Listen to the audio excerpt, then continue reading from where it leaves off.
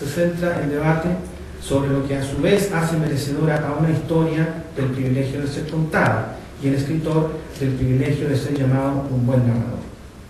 Básicamente, como yo lo entiendo, el artificio del buen cuentista radica en el desarrollo de un estilo y en la capacidad de mimetizar la situación comunicativa de la oralidad.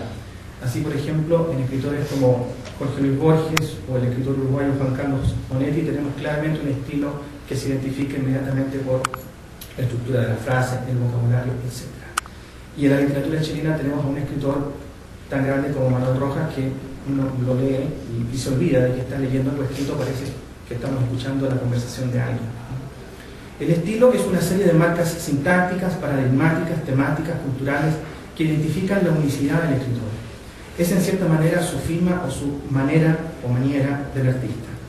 La capacidad de mimetizar la realidad es una operación de camuflaje, pero también una estrategia que nos permite olvidar la soledad y el estado diferido de la recepción para acercarnos a la inmediatez de la comunicación cara a cara, en sociedades premodernas que todavía otorgan o otorgaban a la palabra, el diálogo y la escucha un valor trascendental, cosa que lamentablemente en nuestros tiempos no ocurre muy a menudo.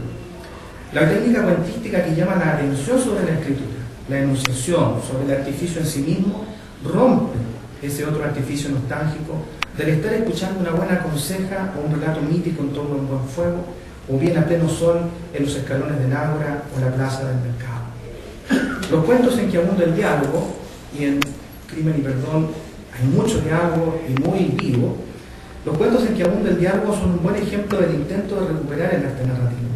También aquellos en que el ritmo de la palabra viva, la norma de una sincronía de lengua, son capturados y reproducidos aparentemente sin esfuerzo.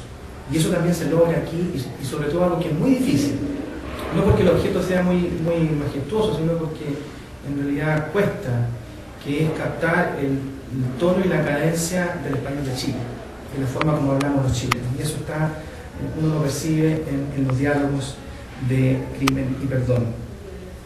Los cuentos en que la figura del narrador se transforma en demiurgo, nigromante, conciencia opaca, enigmática, tienden a sumir en la fascinación de la angustia o el vértigo al desprevenido lector.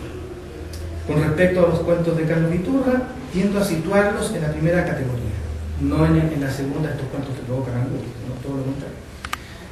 En la primera categoría, aquella en que el arte narrativo se centra en el embelezo del narrar, en la variedad de los mundos presentados, en la invisibilidad, pero no la ausencia del artificio.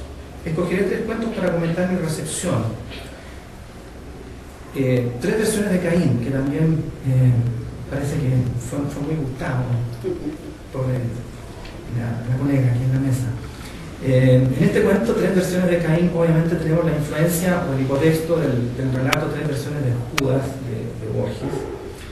Y nos encontramos frente a un tema que es muy entretenido, que es la escritura como hermenéutica de una herejía, ¿no es cierto? Este pastor Runeberg aparece como un lector no ortodoxo de un texto canónico revelado, ¿verdad?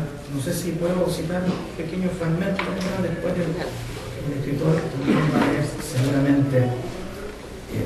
Dice: vea, hermana Hilde, me decía, usted que es medio teóloga, Caín no sabía lo que era la muerte y menos lo que era matar. Me refiero a personas. Su madre le habría contado que el Señor los condenó a volver al polvo cuando los expulsó del paraíso, de modo que sabría teóricamente que eran seres mortales, pero nunca había visto morir a nadie. Jamás un cadáver pasó ante sus ojos, y tampoco sabía que al dar ese golpe sobre Abel lo estaría matando. El mal, cada hombre lleva escrita en su corazón la ley del bien y del mal. Precisamente, las tablas de la ley todavía no habían sido publicadas. Aún faltaba mucho para que fuese dictado el mandamiento con la prohibición de matar. ¿Se da cuenta de lo que eso significa, hermana? Sin ley no puede haber culpa, ni condena, ni castigo.